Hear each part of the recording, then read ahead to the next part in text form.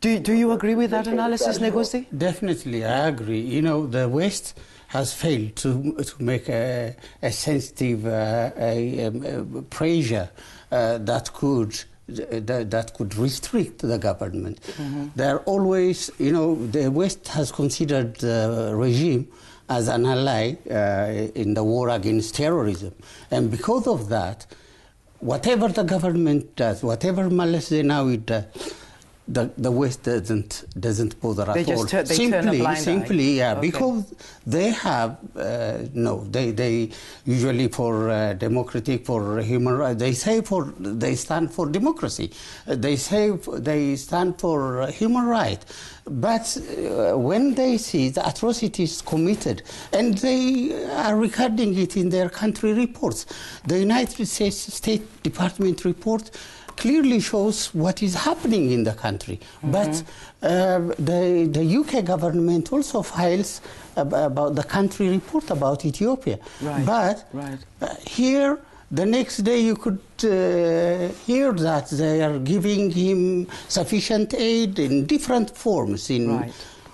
Okay, well, let's talk about the Comprehensive Peace Agreement, because we have opposition groups, obviously, who want the situation to be resolved. We've got the Western Somali Liberation Front, which signed a peace agreement, I believe, and then you've got the Ogaden National Liberation Front, which refused. As far as you are aware, what is the current state of play with regard to this comprehensive peace agreement, or is it just a useless piece of paper? It's a useless piece of paper. The Ogaden National Liberation Front, the government didn't sign with the right representatives and right organization. Simply, it picked few individuals. It's just to cheat the situation in the Somalis as well, as if the government is doing its best to come into terms for peaceful solution. But it's rather cheating. It is deceiving the international community, and as well, you know, the Ogaden, why should they then fight after the peace agreement is signed? Why do problems arise there? Why do last time the World Food Program employees, they were killed, and some of them were even abducted? All these things are happening in that region. Why did the government refuse? Why did it deny the access to journalists to go and see the area? Right. I mean, and there are also reports I've read about, you know, there are Chinese involvement in the area because they're helping with the prospecting of the oil, and some of them suffered in the crossfire of this type of conflict. What comment would you want to make? Well, I just wanted to intervene there because I think I have a slightly different perspective to my colleague Negosi there. I think, you know, the Ogaden National Liberation Front, I think they made a mistake. You know, they should have been part of this peace agreement. All they did was they sat behind and, you know, they sort of dismissed the breakaway faction that, you know, took positive steps to try and sign this peace agreement. I mean, at some point, we can't just keep all fighting. You know, it's easier to blame the Meles government, you know, that, you know, the perpetrators backed by U.S. forces. But I think we also have to try to take stock, look at ourselves in the mirror and say, do we want the good of our people? Let me make one thing clear. Let me make one thing clear, Richard. Great. The ONLF didn't refuse coming for a peace agreement, a peaceful agreement, or for peace solution.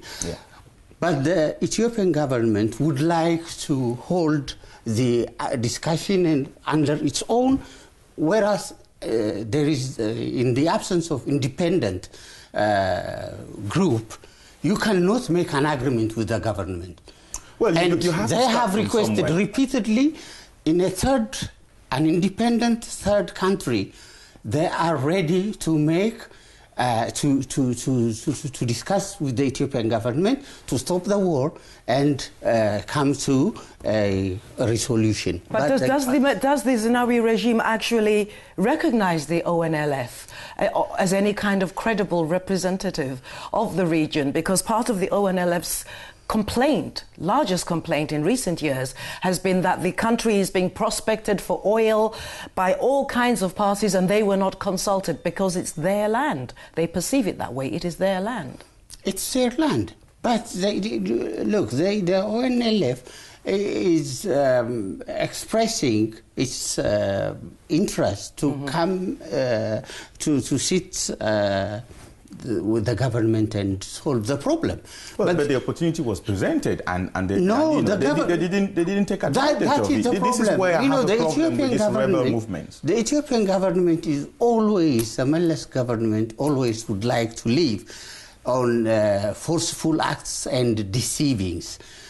Never, ever. You know, we do have other opposition groups with whom the government has made agreement, but the outcome is completely opposite of that. Okay. Let's look at where we stand today. Hundreds of thousands of people are dying, or they are going to die in that region. Yeah, and there is a deadlock. There is no communication. There is no discussion. There is no attempt to try and come together. That's where I feel the ONLF made a big mistake. They should have taken the offer from. I mean, I'm no friend of Meles's. I'm no friend of his. I know that he. A recent report calls him the most hated guy in the African continent.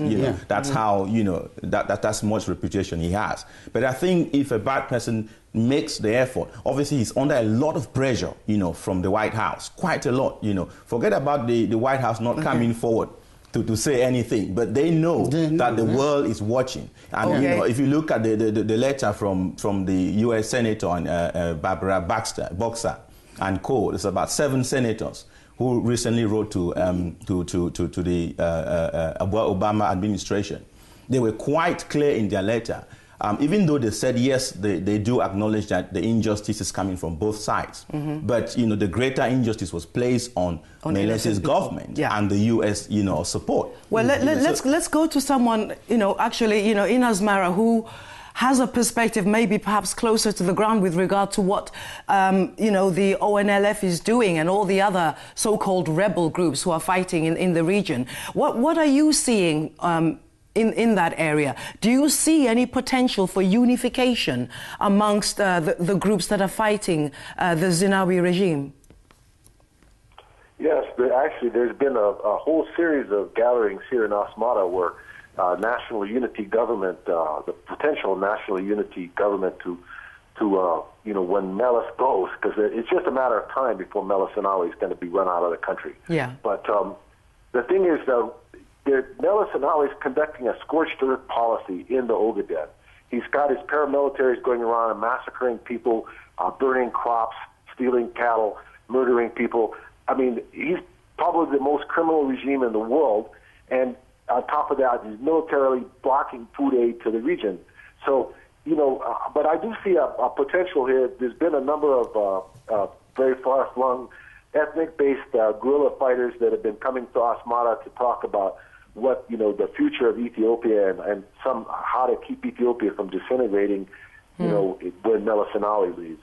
Okay, well, I think Thomas, sorry to interrupt you. I mean, do you feel that the lack of unity between the opposition groups is something he's taking full advantage of? Or is he so powerful in terms of the money he has, the military resources he has, it doesn't matter what the opposition is doing?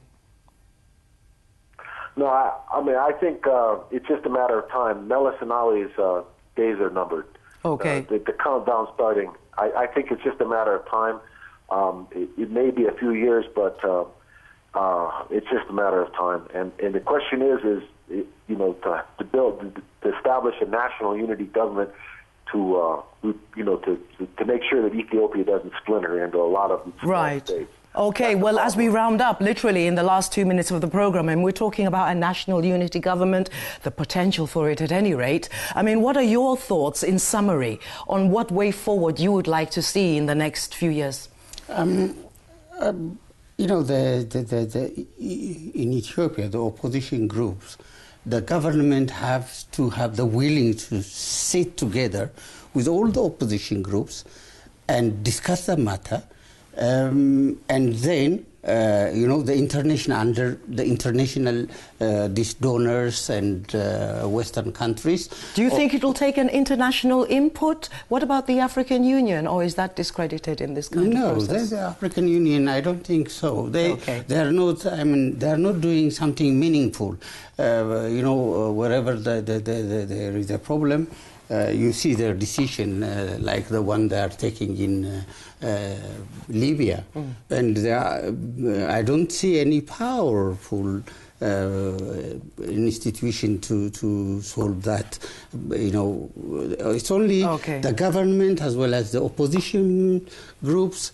They have to come together, and they have to, and the international fact-finding missions, an independent fact-finding mission has to be established as well. Is that likely to happen, do you think, as part of your final comments? What would you like to see? It may be a long way ahead of us all, but I think that one thing we need to start looking at is, looking at national interests first before personal interests. I think there's a lot of personal interest in this Ogaden matter.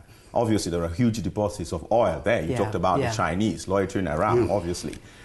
We also know that it's got about 4 trillion cubic feet of gas, in that area. Huge wealth, resources there. America will always defend American interests. They do it with Yoweri Museveni. They support the regime because they're supporting them against the failed state of Somalia and the potential terrorists. So we have to defend our own interests. Sorry to interrupt you on that note of defending our own interests. How is the question? We'd like to know what you think. That's it for today. Thanks to all of you who've been sending comments to us. What are your constructive suggestions? Email africa@presstv.co.uk, or you can text +44 7800 8086. Messages are charged at your local operator rates. A huge thank you to today's guests. They were Mr. Negusi Gama, Richard Chutezo, and from Asmara on the phone, Mr. Thomas C. Mountain. Join Henry next week for another edition of Africa Today. But from today's team, it's goodbye for now.